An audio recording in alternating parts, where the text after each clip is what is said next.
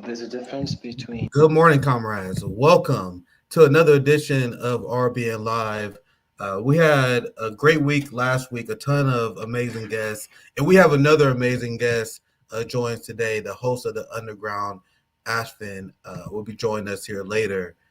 Today, I want to go live a little bit earlier. There's the big inauguration going on today, and I noticed this. I saw this in the light of Donald Trump becoming new president. You have protests already starting. So after 4 years, the liberals are finally done with their brunch. So this is hotspot. Liberals are already gathering at the Capitol as we speak in order to protest Trump. The liberals are finally off brunch. They finally paying attention. Here's just a little bit of it. We need to get information. That's what DC, Free DC is doing.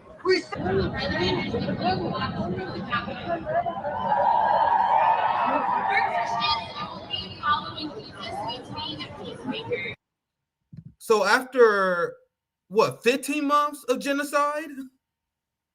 After Joe Biden cracking down on free speech rights, after Democrats build cop cities all over the nation, these people was nowhere to be found. Nowhere to be found. During the crimes of the Biden administration, you have people in the Biden administration, you have people who resigned out of shame because they explained how the Biden administration had a culture of racism against Palestinians.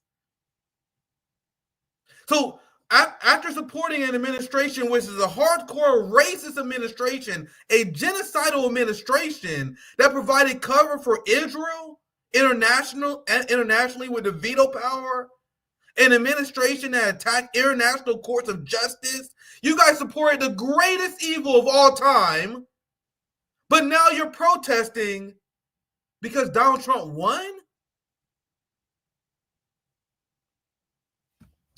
Now you guys see why I've called the Democratic Party the most effective evil? Can you imagine how effectively evil you are? That you can pull off a genocide. You can do all the evil things of genocide, Joe Biden, but you lull these people to sleep. Now Donald Trump is in charge, then all of a sudden MSNBC can't shut up about Palestinians now. Now they're worried about the United States allowing Israel to have free reign into Gaza. Do you guys see how the game works? This is why Democrats are the most effective evil. It's better when the Republicans win because at least we got the dumb suburbanites that will resist them out of reflex. When you have Joe Biden in charge, you have liberals literally taunting Palestinians. Taunting them. Making fun of the fact they have no other choice but to support genocide. So listen, if a Republican join us, a Republican is in charge, maybe the liberals will join us every once in a while. So this is the scenes we're going to see. And I've seen all these liberal commentators pretending that it's doomsday that Donald Trump is taking office. It's doomsday, Donald Trump. So all the people who believe that it's doomsday because Donald Trump becoming president, what is the worst that's going to happen? Because Donald Trump is president, will we start funding Nazis, give Nazis a ton of money and ammunition so they can achieve their geopolitical ambitions? Oh, wait, that's Joe Biden in Ukraine. If Donald Trump takes office, will that lead to the complete destruction and slaughter of God? Oh, that's happened under Joe Biden. With that said, I would love to get the thoughts of our amazing guests. We have the host of the Underground. They do great independent journalism, and they run a lot of great stories. I appreciate you for joining us. Once again, second time on RBN, Afshin Rattansi. Thank you for joining us on Revolutionary Blackout. Thank you. Thank you for inviting me. And I think you strike exactly the right tone of utter anger and contempt felt by the whole world, or at least those lucky enough not to have their minds subverted and distorted by the corporate NATO-owned media, because one feels nothing but contempt given what has been happening in Gaza and the support for the Nazis of Ukraine, where maybe 1 million were killed. These people, these personnel, and I just think I just saw a tweet from President Biden. One more selfie for the road. We love you, America. I mean, they must never be allowed to travel freely ever again. Every day of their lives, these people must be reminded, including the State Department spokespeople like Matt Miller and Yeah. Vedanta Patel, let alone Jake Sullivan, Anthony Blinken, who will no doubt return to his weapons consultancy shop in California, I think. These people must never be allowed. Holocaust Harris, she must never be allowed to forget what she has done to the lives of so many men, women, and children around the world, and destroy them, kill them, annihilate them. Yeah, very well said. And there was a poll that showed that, and this was very great to see because there were a lot of denial. There are a lot of people that saying that Democrats lost because of wokeism, because of trans people. That's what they always do. If you don't know, by the way, whenever Democrats lose an election, they blame the left wing. They blame the populists as a way to justify a further shift to the right.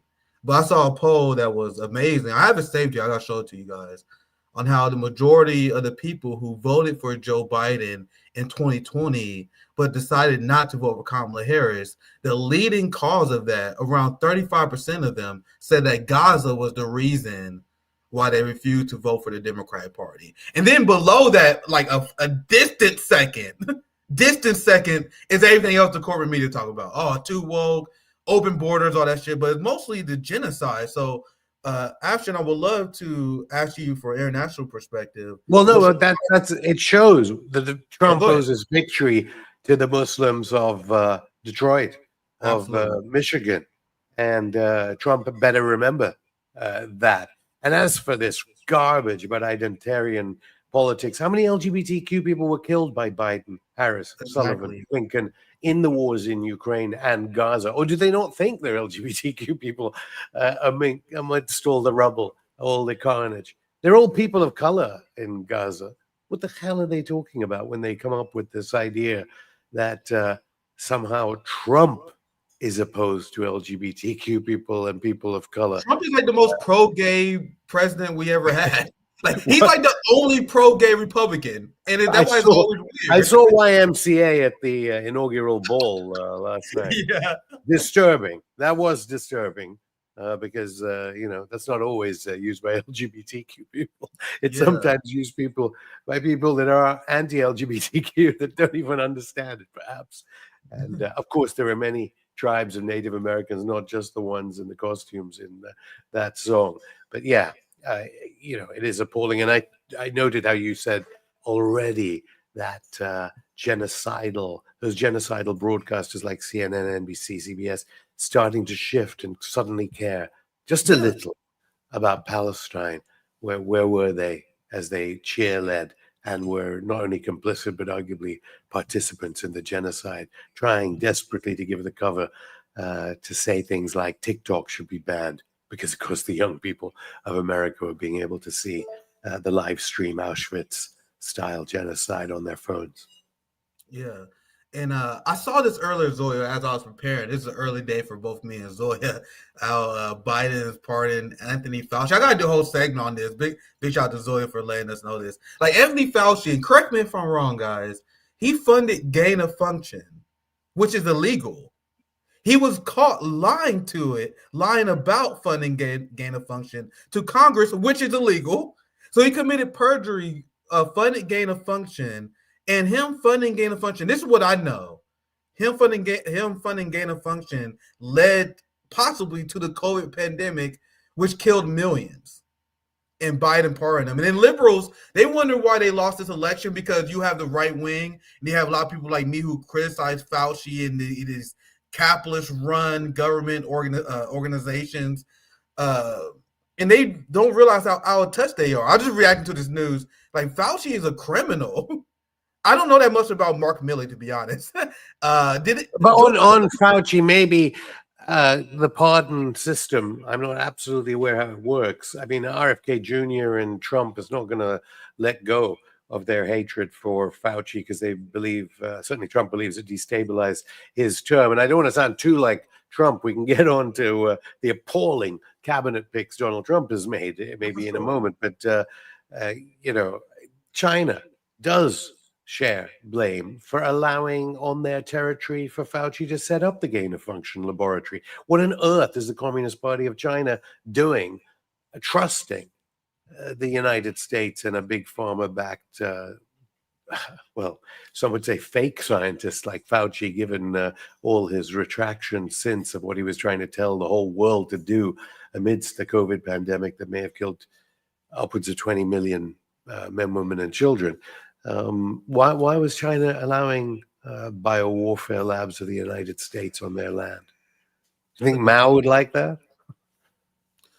I think that's a good question and a legit criticism of China. I'm always driven crazy with the anti-China derangement in America. I think that's a legitimate criticism. What I will see, like a MAGA hardcore American patriots, they will ignore that part. They will say, "Oh well, China is to blame for the China virus." Like, no, China and the United States have joined researching programs, and this Dr. Fauci gain of function was absolutely one of them. So it's definitely 100% relevant that you brought that up.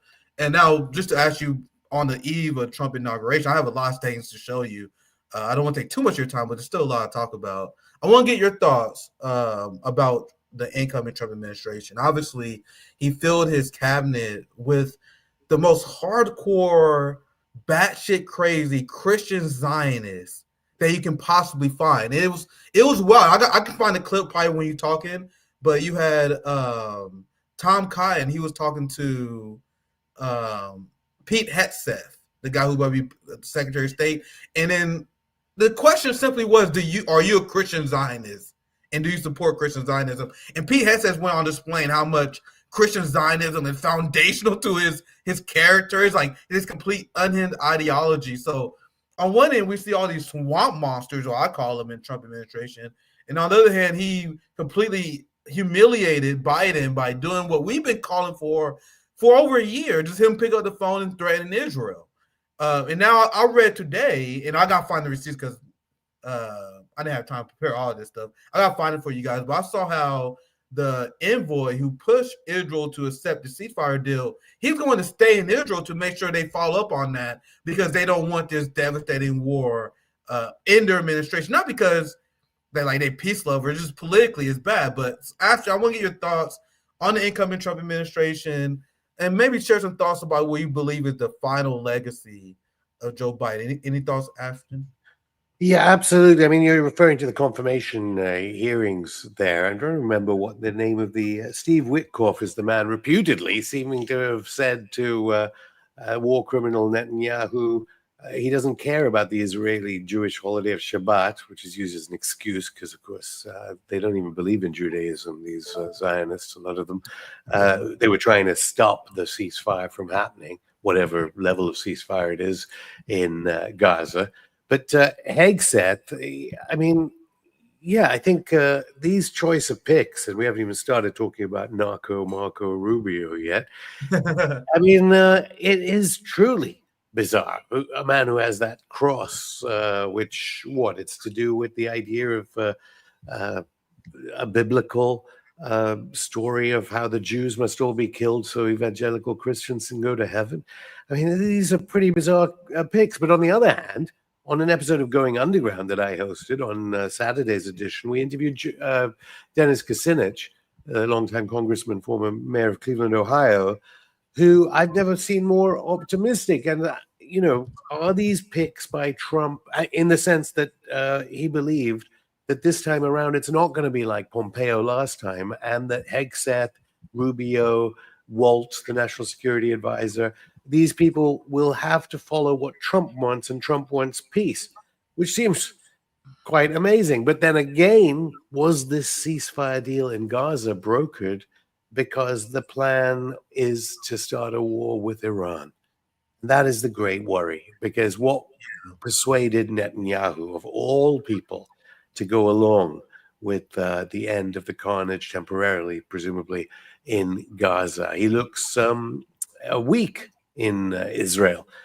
where so many Israelis, polls have shown, want more genocide, not less. It's an entire society destroyed from the inside, from their minds, to hate and despise and want to ethnically cleanse the rightful owners of that area of land on this earth. So could indeed Trump be planning this war on Iran? Because he's been advised that it's like a walkover, similar to what happened in Syria in the weeks ahead of his inauguration, which is a terrifying prospect. I mean, perhaps we can get on to the other cabinet picks, because we're now hearing rumors that a regime change operation on Venezuela is also there. But that's not what Kucinich said to me. And that's not what others are saying to me. They're saying he's a president who wants to go down in history as a president of peace. Now, clearly, any war on Iran and any war on Venezuela or Cuba is not going to result in his name being associated with peace in the history books. I'm glad that you are skeptical as I am, because when I covered this ceasefire deal originally last week, I had people in my own audience that said I was a pessimist. And I understand, because you talk to Kucinich and they seem optimistic. I understand the natural inclination of wanting things to be better. And I want people to understand this. Biden is a uniquely evil, unhinged regime. I don't believe Donald Trump is going to be good. But Joe Biden was so horrible that people are just optimistic for any change, which is... Yeah, there's no doubt that if Holocaust Harris had been elected, it would have been a catastrophe of mass murder in Europe and mass murder. There's no question. Yeah, absolutely. And I would love to get your opinion about Ukraine here soon. I don't want to spoil it too much, but it was revealed out of the Biden administration, they funded a war against Russia and Ukraine with no fucking consideration of winning. Like, they're like, we don't want to win. We don't care about Ukrainians dying. We just want never-ending perpetual war with Russia. And there's no doubt in my mind, if Kamala won, there will be no ceasefire deal. So I'll always have to be 100% clear, because I am post-duopoly. I hate both parties. But the reason why people are somewhat enthusiastic about Trump or want to be positive about Trump is because it's very hard to get worse than Biden. I've seen all these liberals trying to win over Joe Stein supporters like myself that say, hey, if you vote for Donald Trump, it will leave him to raise Gaza. He will destroy Gaza. And I'm like, sir and ma'am, Gaza is destroyed right now. There's never been a president in the history of Gaza since the Nakba, and it's just a fact, that's ever been as bad as Joe Biden. Now, I want to get your thoughts on the hostage deal. Because now, with that said, you guys know I got to do my due diligence. With that said, and this is something that we're going to keep our eyes on. Because you asked the same question I did a few days ago. I don't know if you realize this. Because the question I asked was, what could Trump possibly have told Netanyahu and the Israeli government that make them change their mind when this deal is exactly similar to the deal in May? So there is definitely a hidden quid pro quo that we don't know about yet. Now, this is according to inside sources, leaks, and all this stuff here. The New Yorker providing the story. I would love to get your thoughts on this. Netanyahu has informed his cabinet members that he has a letter from Biden and a transcript from Trump guaranteeing Israel's right to return to war after phase one of the agreement. This comes from an Israeli journalist, so on Channel 14, keep that in your mind. But what is your thoughts on this? What are your thoughts on the possibility of this, Afshin, that Trump just used it to get a political victory, a PR victory coming in, and you will allow Israel to slaughter? Any thoughts that you have on this?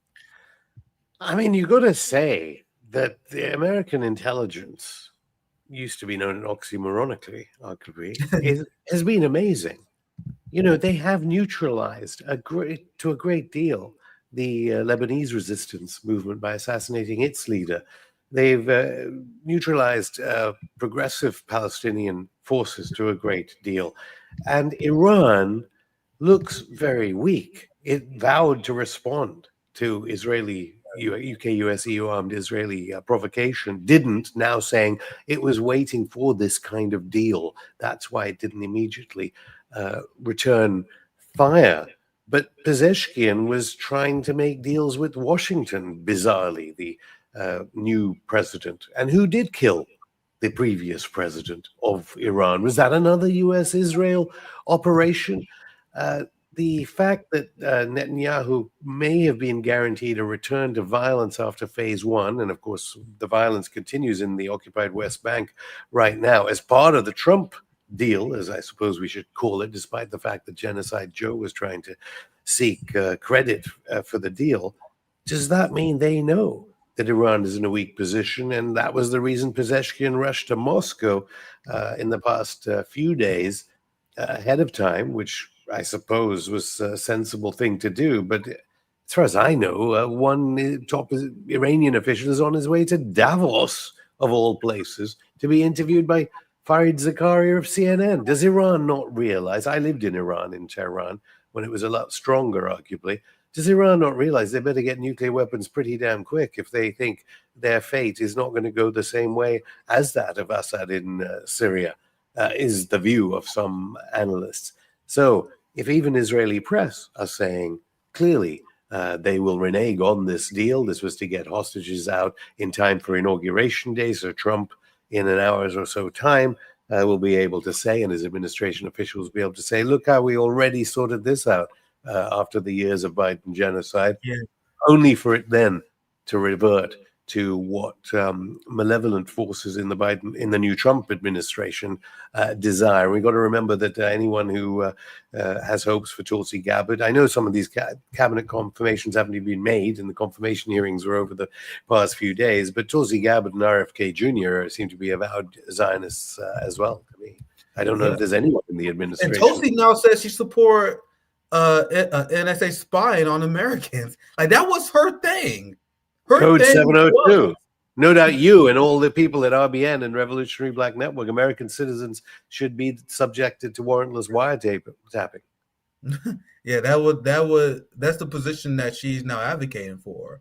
Regarding Trump, I mean, in her defense, I should just say in her defense, we've got to not rule out the fact there are deep state actors all over.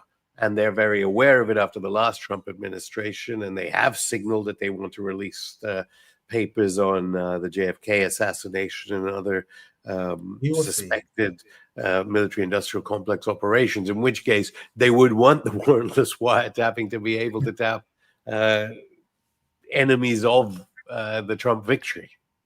Yeah, if you can put that spin on it.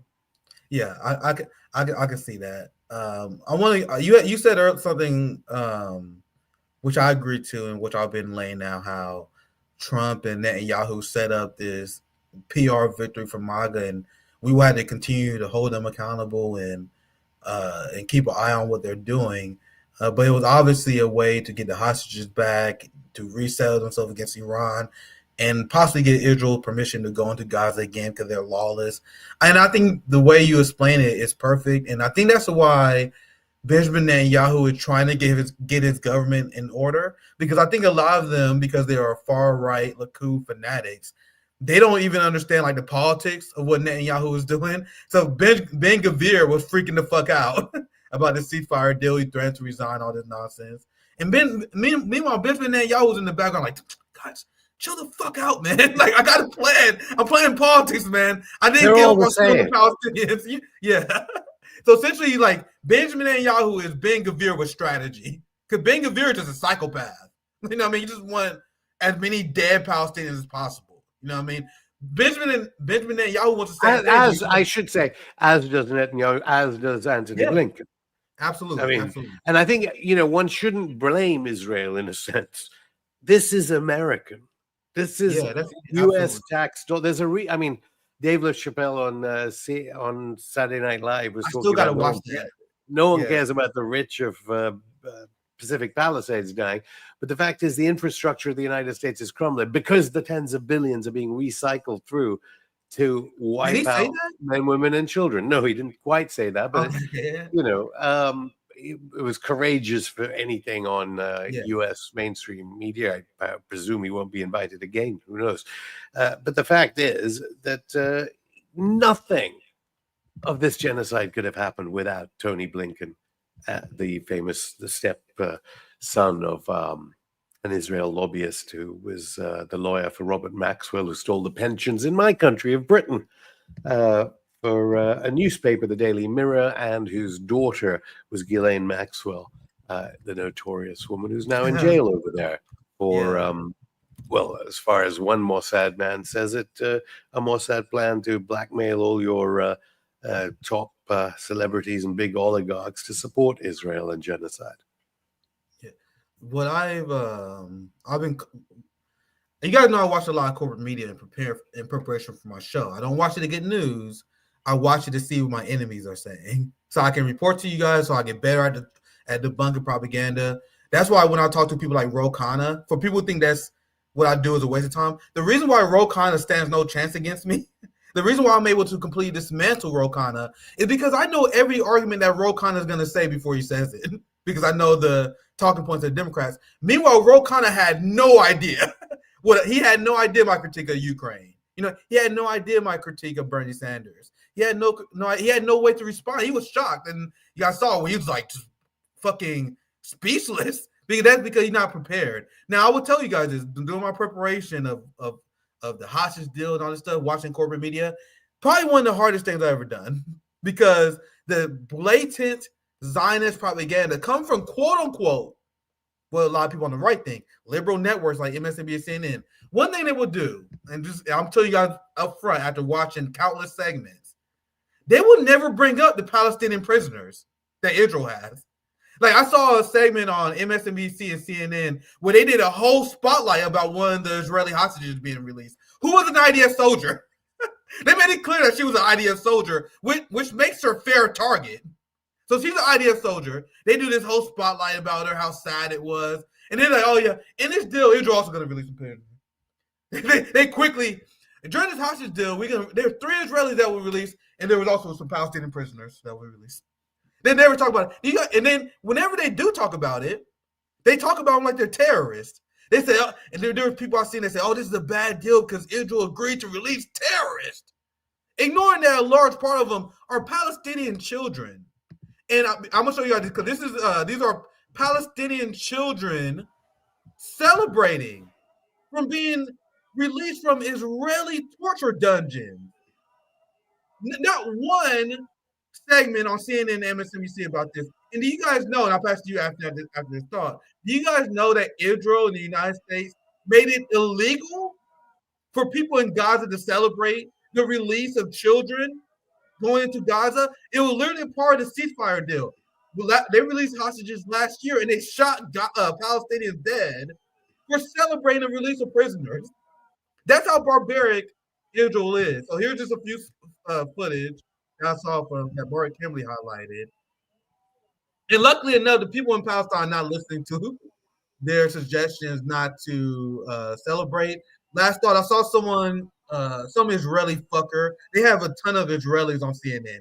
Some Israeli dude, literally straight from Israel. They're like, oh, we got this Israeli psychopath on. Gonna explain to you how you should feel about Gaza. He said that people in Palestine were spitting on Israel by celebrating the release of Palestinian children.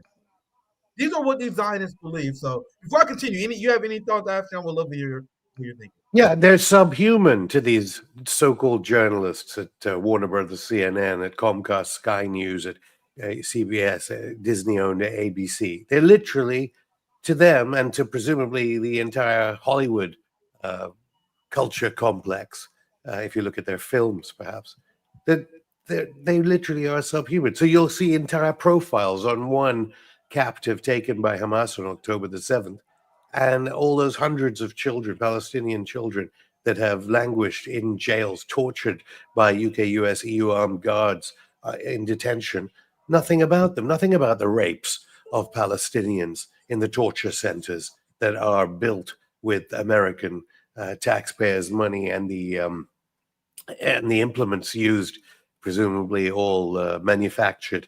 You've got to remember, Gaza's littered with the shells with the United States written on them, and all those children who have been kept hostage by the Israeli government for years and years and years, not a word of them. So that even when the release plan and it's 30 for 1 or whatever, I mean, we've got to realize that this is a complete victory for Hamas. That's why it's being celebrated as such, in the sense that what they wanted was to release all those hostages kept by Israel, and lots of them have been released.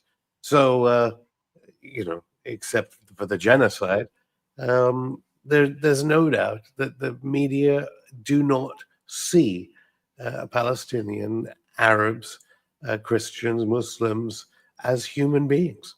They just don't. They only see the Jews as human beings.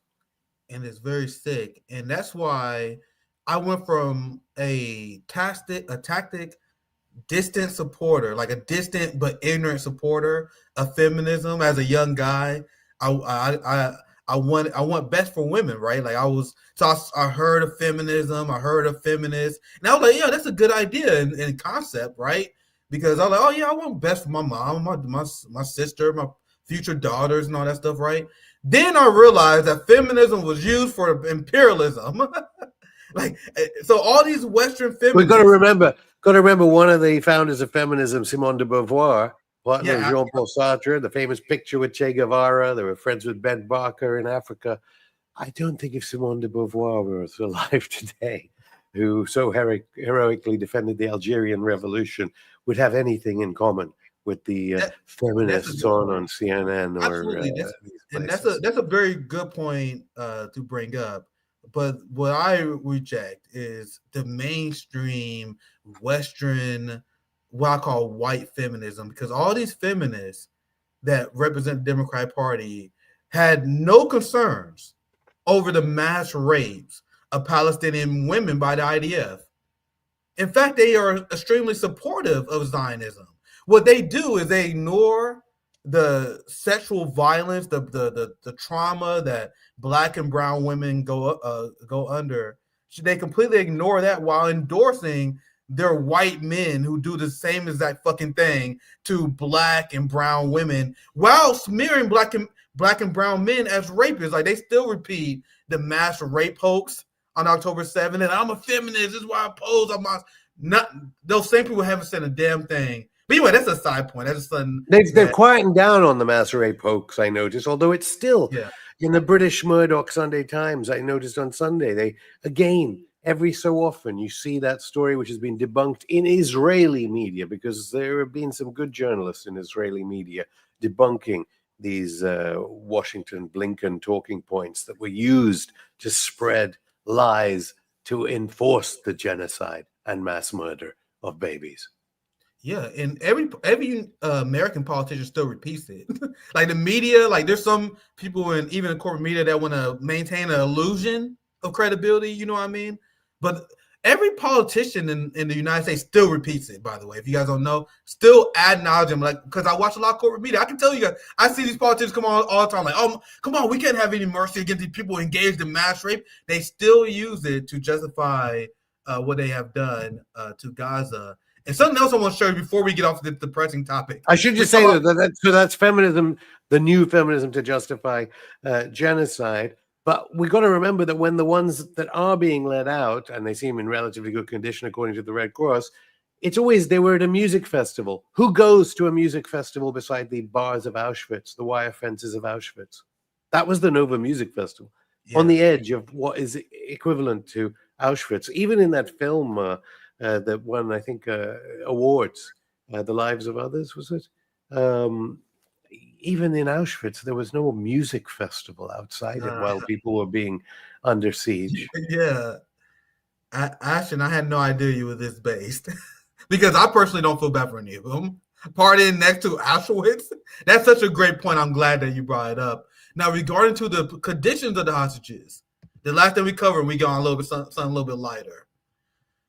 Look at how this essentially propaganda virtual reality, as this person on Twitter brings up. This is the reality that Western media have been putting out. They want us to believe that Hamas are evil barbarians. They paint this cartoonish depiction of Hamas, which many Americans believe. And guys, I'm telling you that they do that because they have no moral, intellectual, or legal high ground over Hamas. So Americans claim Hamas is evil because they engage in war where civilians die. Like, who the fuck are you to judge anyone for waging war where civilians die? I hadn't seen that. Maybe you should read it out to people just listening on audio. Yeah, That headline. this is the headline. This is the headline where they're trying to paint Hamas as evil. This is what they do. Here's the first headline. Israel prepares for a horror scenario that rape hostages held by Hamas may return home pregnant with a terrorist child. And this is an article that was posted a few days ago. If you've been paying attention over the last year, this headline has been repeated ad nauseum. What is the condition that the Israeli hostages are in? Oh my God, Hamas must have mass raped the hostages, right? Because that's exactly what we do. We rape hostages, so we can only imagine what the evil barbarians Hamas are doing. Now, here's the reality.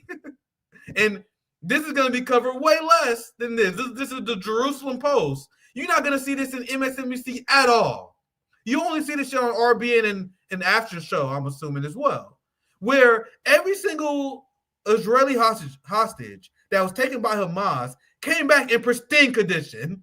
I have seen videos of Palestinians leaving the Israeli torture dungeons that will melt your heart. It seems like they've been through the worst kind of trauma. They like chanting to themselves, they staring out in space, like doing all this stuff that people that undergone immense torture has gone through. Meanwhile, here's the headline. Sorry, just in case for people who can't see it. Here's the headline. Released hostages reunited with their mothers return to Israeli territories. No immediate medical attention needed. So isn't it striking how different Hamas and Israel treats their hostages versus how the Western corporate media covers it? Any final thoughts on this topic? What's going on in Gaza before we know from Shakespeare's Othello and the great Palestinian Christian academic Edward Said of people of color and the use of sexual violence and the importance of that to create the idea of the other and how important it is. The fact is that one of the hostages released, Palestinian hostages as part of the swap, was 61-year-old Khalida Jarrar. She's a communist Palestinian. She's not a believer in Hamas's version of Islam. That is how Hamas acts in a kind of unified Palestinian way. Some of these hostages that the Israelis have taken and imprisoned for so many years are Christians, communists, so many different faiths and none. Whereas the way the demonization works is this is Hamas. This is somehow to do with ISIS, when ISIS is backed by the United States in Syria. The head choppers were backed by them. The evil, as if you want to construct that, comes from U.S. money as part of its geopolitical dark strategies carried out by the CIA and U.S. intel operations. Very well said. Let's do a pivot for our last segment of the day. It's always great to have you on. You got great perspectives. Don't want to take too much of your time. Big shout out to Otto Carnage for the $5 super chat. There is no salvation or redemption for the Zionist goals in the United States who assisted and supported the Israeli genocide in Gaza.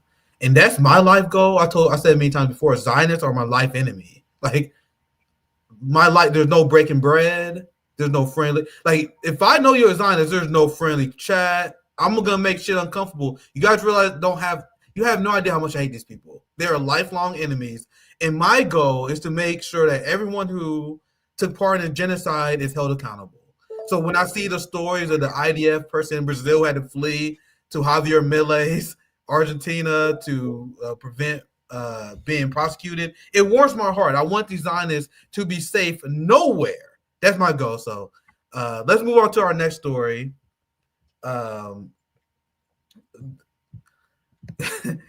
Let's talk about AOC in the United States left. I am a strong critic of the United States left. Bernie, like I roasted Hassan Piker for having Bernie on and not questioning him for his support of the Ukraine war, this is what this segment is mostly about, by the way, is the NATO left support of Ukraine. And while we'll never forgive him, but we're going to start here. You guys saw my interview with Ro Khanna. Well, Ro Khanna was ate alive. Couldn't defend his support of the genocide in Ukraine, completely exposed them in multiple viral clips. Now, here's AOC. Now I'm talking about the ridiculous opposition in the United States. We know that Joe Biden banned TikTok for a favor to the Israelis. The Israelis wanted TikTok banned. The ADL wanted TikTok banned. Politicians have been talking about banning TikTok forever until Jonathan Greenblatt at ADL said we have to ban TikTok immediately. And then all of a sudden it happened. So Joe Biden signed a bill to ban TikTok. And Donald Trump, being a political showman that he is, he completely outmaneuvered the Democrats and took credit for bringing TikTok back. And now here's AOC throwing timber. And this is just the intro. I have a longer point to make on this, guy. Trust me. But here's AOC complaining that TikTok thanked Donald Trump. And she says that this is 21st century fascism. Well, let's continue. We are on the eve of an authoritarian administration. This is what 21st century fascism is starting to look like. So according to AOC, it's 21st century fascism when the opposition party prevents your party from cracking down on free speech. Like, AOC has gone completely unhinged, but I'll let the video play and I'll get your thoughts, Afshin, here soon. Republicans really model themselves after Orban's Hungary. Oh, Jesus and so you Christ. can look to see how Viktor Orban runs Hungary to get a taste of how they will try to govern and control media and companies in the United States. I'm sorry, I had to stop there. I want to get your thoughts, Afshin. Do you guys It's really the opposite believe... of it's the opposite of control, obviously, if Trump is going to allow TikTok, which anyway, I have to say, doesn't like me, TikTok. And the funny thing for me was when Biden did it, was all the young people were going to Red Note, the Chinese Communist Party allowed app, Yeah. to start putting videos up. What is she talking about? Do you guys really believe that AOC has a understanding of Turkish politics? Do you guys really believe that AOC has a legitimate... I don't like Viktor Orban, by the way. He's an Israeli chill. But do you guys really believe that AOC has a deep understanding of Turkey? You want to know why she's criticizing Viktor Hungary. Orban? Hungary in that respect. Hungary. My bad, guys. You want to know why she's criticizing Viktor Orban? Because she heard Rachel Maddow do it. And Orban is seeking peace in Europe. And I should just say, while we've been on, Robin, the Murdoch Wall Street Journal has just said, when Russia invaded Ukraine nearly 3 years ago, President Joe Biden set 3 objectives for the U.S. response. Ukraine's victory was never among them. The phrase the White House used to describe its mission at the time, supporting Ukraine for as long as it takes, was intentionally vague. It also raised the question, as long as it takes to do what? The whole thing, 1 million dead Ukrainians, was another game of Biden and AOC. Because AOC and this, I mean, can you call them the left at all? Surely one has to call them Nazis, because that's who they were supporting in Ukraine. How they manage to say that anyone pro-Palestinian is anti-Semitic while at the same time supporting not an out anti-Semites who want all Jews to be slaughtered in Ukraine because they're wearing the banners redolent of Himmler and Hitler. The Biden administration that we're saying goodbye to is, you just feel as if you're going mad. Yeah, and guys, I want to make it clear. As I said before, I don't like Viktor Orban. He's a fucking shill of the Israelis. Not a fan of him. Not a fan of his politics. But I'm glad that you picked up on what I'm getting on after, because this is a kind of a setup video. It's about Ukraine. Why, out of all the world leaders, you could call out Ben-Gvir, Netanyahu, you can call it your own fascist government. Why Viktor Orban? And as you mentioned, you knew exactly where I was going with this segment. She hates Viktor Orban, not because she understands what's going on in Hungary. It's because she was told to. She was told to hate Viktor Orban by MSNBC, by CNN. Guys, as someone who watched corporate media, I know exactly where these people get their information from, which is why Sam Cedar is scared of me. Emma Vigeland is scared of me. These people don't pretend I don't exist, because I know exactly where you guys get your information from, because I see it all the time. So she's saying this because she's a Ukraine support. She support the war in Ukraine. She has extreme Russophobia, and Viktor Orban advocated for peace in Ukraine. So now she hates Viktor Orban. Now, Ashton, I know this is very confusing for people internationally because people like AOC call herself the left. This is why I spend a lot of time calling these people out. I am a socialist. I am an anti-imperialist. But these people have managed to convince people in the United States that they are on the left when they are literally liberal neocons. So that's why I spend a lot of my time calling. They're nothing to do. They're nothing to do with the left, and obviously these are confusing times. Sometimes Steve Bannon says things that are more Marxist without even understanding that. I mean, on my show, I had Sebastian Gorka on.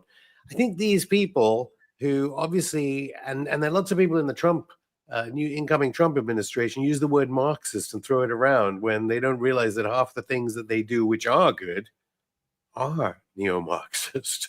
And the things that are called Marxist by the so-called left have nothing to do with any shade of what Marxism is, which is what's so truly bizarre and confusing. And it's, I suppose, deliberate to stop young people being able to understand that ultimately it's about the emancipation of the American working classes that's being destroyed by all this American money, destroying the United States' reputation abroad. That could have come out of Trump's mouth, arguably, and destroying the Treasury and hastening the end of American power, such as it is, whether it be cultural, societal, or anything else. It's the reason why there are so many homeless on the streets of America today. Yeah, and this anti-intellectualism that you bring up, how that meant to deceive people or what it means to be on the left, that is 100% on purpose. Now, I'm sorry I interrupted the video. I'm gonna play it in full. Like, it's very hard to get through. It's 1 minute long. I'm sorry, I didn't mean to interrupt it, but there was so much bullshit. So I'm gonna play it one more time in full. Then I'm gonna show you guys another idiot, Cori Bush. I remember when Cori Bush lost, there were so many people that were sad. But then the very next day, we did on RBN, we created a live stream of it was a Cori Bush loss celebration stream, and people thought it was just being mean. No, these people exist to dumb down the working class in the United States, and they do way more harm than good. You just have Bernie Sanders. He was on CNN, and he praised Biden as being the most progressive president since FDR. So my question to all the Bernie supporters, how does it help the working class movement to attach ourselves to one of the most unpopular politicians of all time? It's a horrible strategy, by the way. It makes no sense for us to position ourselves as the defender of neoliberalism, which Bernie and AOC has done. So, sorry, I'll shut up. I'll play the video, because I promise you guys, the Cori Bush video I'm about to play is way more damning than this. Way more damning. Well, we are on the eve of an authoritarian administration. This is what 21st century fascism is starting to look like. Republicans really model themselves after Orban's Hungary. And so you can look to see how Viktor Orban runs Hungary to get a taste of how they will try to govern and control media and companies in the United States. And this is kind of an entree to that. As far as what we do, this is a time of experimentation. A lot of people will still use platforms, can still use platforms, but I also look towards places where you have more ownership as well and develop your audiences there. Like Blue Sky, you own your audience. I'll shut up. Nothing to value the last few seconds here.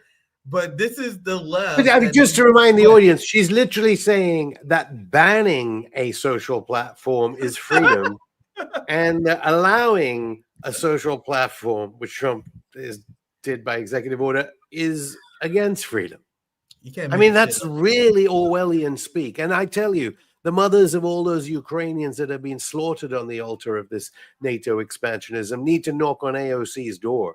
Find her address, find out, because their sons have been killed on this madness. And as we know, as I just saw from the Wall Street Journal, Biden never cared anyway about the people of Ukraine. This was about recycling wealth through the Pentagon contractor force of oligarchs and over the blood of these Ukrainians. And Russia was merely reacting after years and a coup that I'm sure you've gone into carried out by the Obama administration. Absolutely. I'm glad that you covered this extensively as well. The people who spoke out against the NATO proxy war are the people who understood the history behind the conflict. Have you guys ever seen people who I call the NATO left defend their support of the Ukraine proxy war? We finally had a preview of that on RBN earlier this year. I don't know if you saw it when Ro Khanna came on, and I immediately grilled him on Ukraine.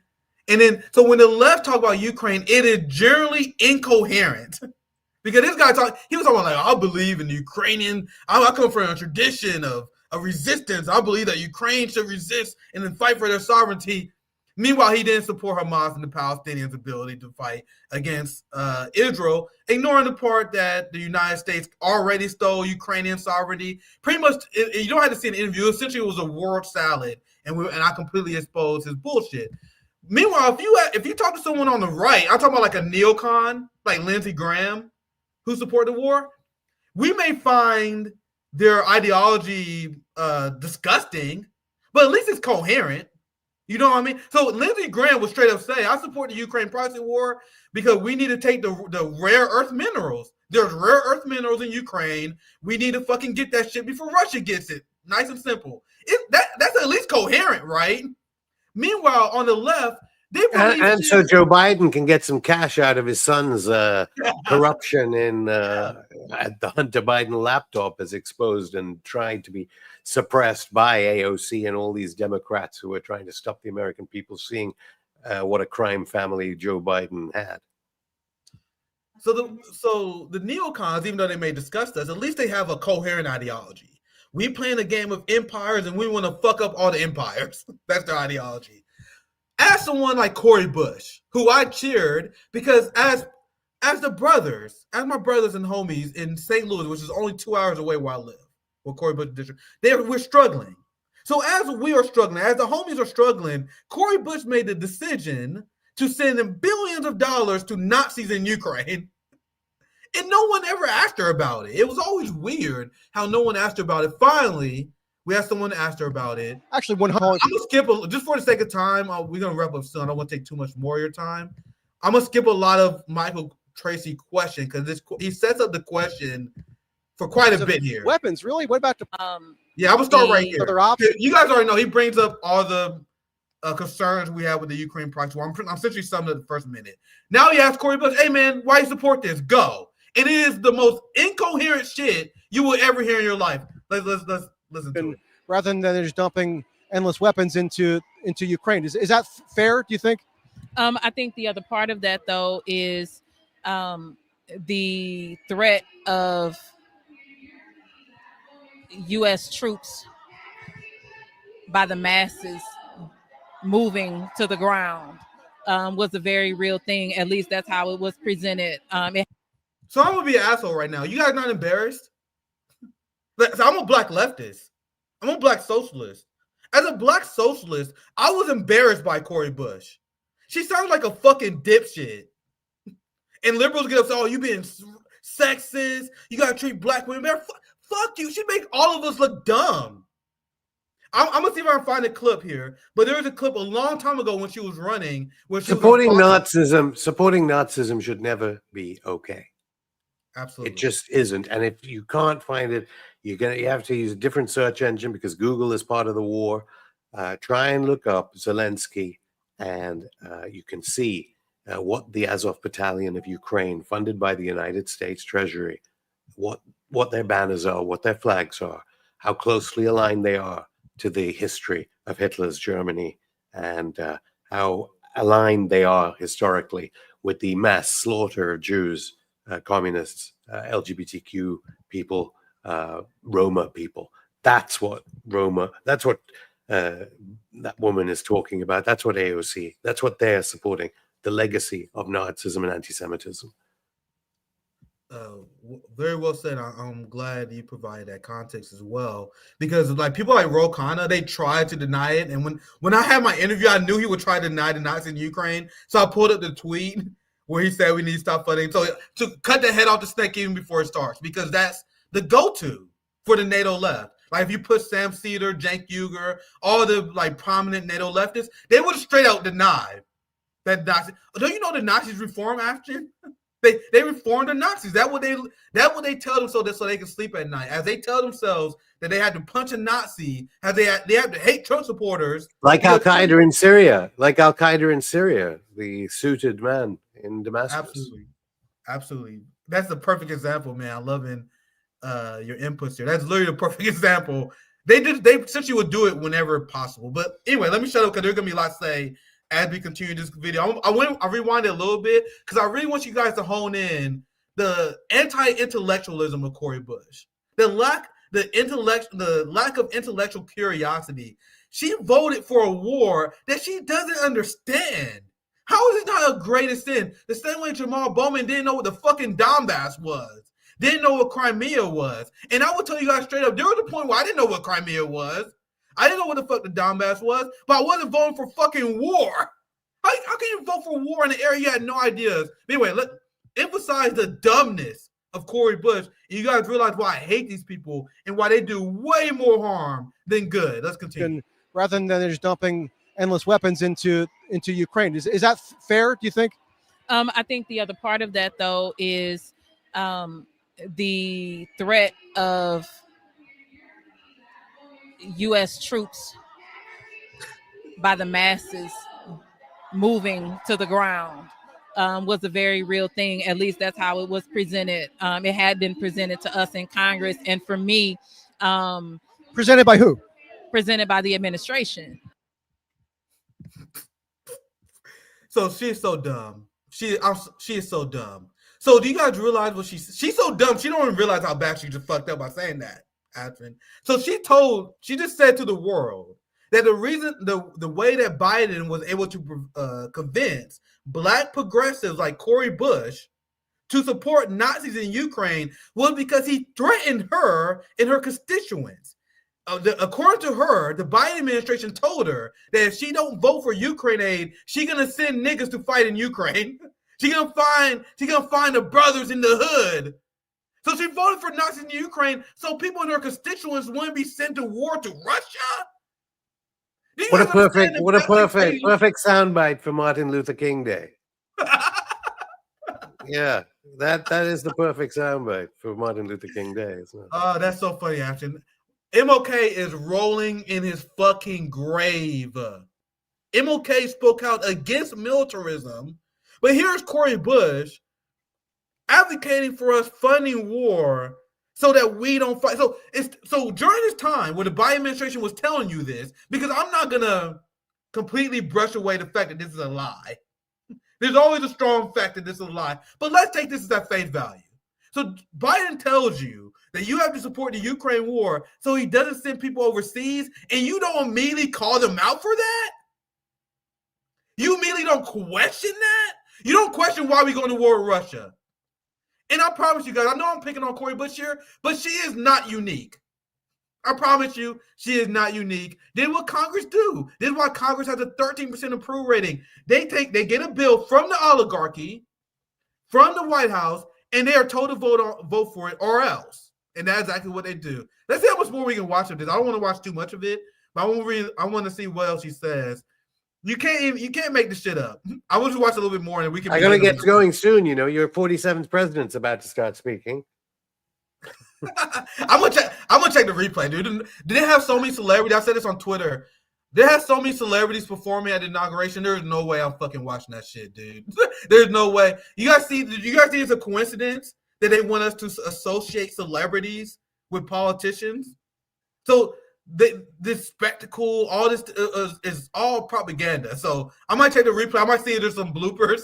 But man, I can't. It might be too late given the assassination attempt threats on your president-elect. It has to be said. And the cheerleading arguable of your media in wanting the death of an elected politician. So I'll just play just a little bit more of this, and we're gonna wrap up here soon. I appreciate your time, Afshin. Let's play just a little bit more, and then we begin.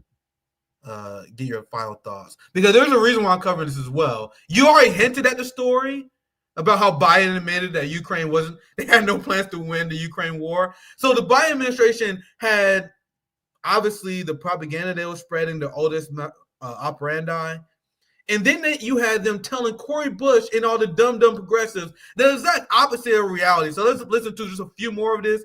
And then I had just one more thing. Had been presented to us in Congress. And for me, presented like just a little bit more, because this is what she's playing how the Biden administration said if she don't support the Ukraine war, he will send the hood. Like, that's what she implied. He will send the hood. He will send my constituency. I had to do it, or he will send my constituency. You fucking dipshit. I don't think the Azov Battalion like black people, by the way. I think she doesn't get that too, maybe. I don't know if you saw that warning. I'm trying to remember the organization that put it out. It was an aid organization. I forgot the name of them, though. They send a warning to black organizers that go to Ukraine. They're like, hey, man, we're just going to let you know that if you're called a monkey, if they say anything racist to you, they don't really mean it. They just don't see a lot of black people. Like, they was already making excuses. You probably saw that. I forgot the name of the organization, unfortunately. But they very openly racist. How many billions of dollars for that racism sent from America? Absolutely. Let's finish your thought and we can begin. Moving to the ground was a very real thing. At least that's how it was presented. It had been presented to us in Congress, and for me, presented by who? Presented by the administration. That that would be a very real thing. So did we want to keep U.S. troops from having to go to Ukraine? So that was the thing that people were weighing. So the White House presented, just to clarify, the Biden White House presented the issue to you as, if you don't supply the weapons that they say are required, that could involve that might mean that U.S. troops would have to go into the combat. If we don't, not saying that if we don't supply the weapons, it was if you all don't support these bills, then that could be the outcome. And so for many, and I can't speak for everyone, but the question, when I look at my own district, and I think about those who often are the ones who end up with the least amount of help, the least amount of services, often don't have what they need when they return back. I wanted to support my community in that. So that's what that was about, making sure that we weren't sending the black and brown bodies to go and do this bidding, and then using the money and the resources to go and do that. I can't speak for everyone, but I know that was what some people were thinking. And so I can't speak for everyone. I didn't have those conversations, but that was just a very real thing. The look on Michael Tracy's face is all of us right now. Like, what the actual fuck is that, Cori Bush? What she said, and I kind of spoiled it. My bad. I should have let it play a little bit more. That's what she said. Oh man, I'm looking out for the people, my constituents. That's why. Like, and now to the last point, and I'm gonna get your last thoughts here. I just want to make sure I wrap this part up here. I'm not an asshole for Cori Bush for no reason, guys. I'm not surprised when I see poor white people assume socialists are dumb, because the only socialists they know are Cori Bush.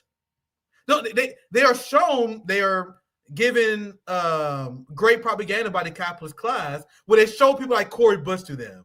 And Cori Bush exists to dumb down the left in the United States. Why would anyone on the left want Cori Bush to represent them when she grossly misrepresents our ideals, and she inherently makes all socialists look bad? And this is the last clip I'm showing. This is why we should all celebrate this moron losing. She can't even explain how she fund her own goddamn bills. The wealthy should pay their fair share. Yes, wealthy should pay their fair share. What is a fair share? What percentage? So you're saying that you're saying that they're paying their fair share is what you're saying. No, I'm asking what percentage is a fair share? Their fair share, the same. If a third of my money is going to taxes, then I think a third of their money should be going to taxes. Well, it does. I'm trying to understand, because you realize the effective tax rate on the poor is less than it is on the rich, right? Okay, so first of all, I'm not the poor. I'm very close to that line, but I'm not the poor. Okay, so the effective tax rate on the middle class is less than it is on the rich, correct? What fair share would you like to change the tax rate to on the wealthiest, what percentage of Americans, so it's a fair share? So let's say the wealthy 1% could pay, let's say if they paid, let's just give them 45%.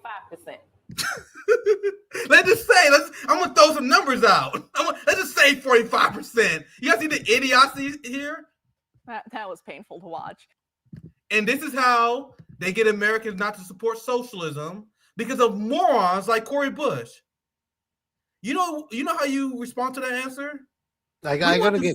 Go ahead, Afshin. Sorry, go ahead. I gotta get going through, but I mean, why did she even accept the fact that what he said about the top 1%, which isn't true because of dividend income, share income, and the way tax structures are organized for the super rich oligarchy in your country, so that they don't pay the same even percentage tax, if you equate it all, as the middle class, really the working class. They use that phrase middle class to try and erase the existence of the working class.